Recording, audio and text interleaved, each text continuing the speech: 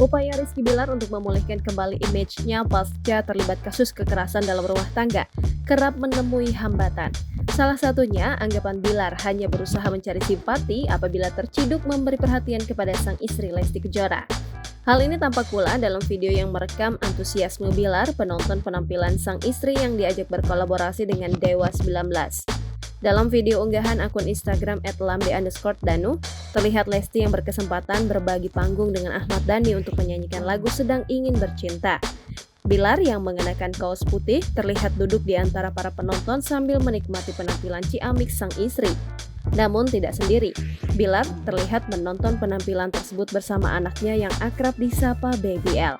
Dalam video itu tampak beberapa lebar senyuman Bilar kala mengikuti nyanyian Lesti dan Dhani.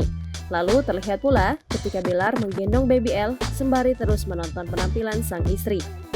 Sementara Muhammad Leslar Al-Fatih Bilar sendiri terlihat sangat terperangah dengan hingar-bingar yang ada di sekitarnya. Momen inilah yang kemudian ramai dikomentari warganet. Rupanya ada warganet yang menilai Bilar hanya berusaha mencari simpati dengan membawa dan mengasuh anaknya di konser tersebut.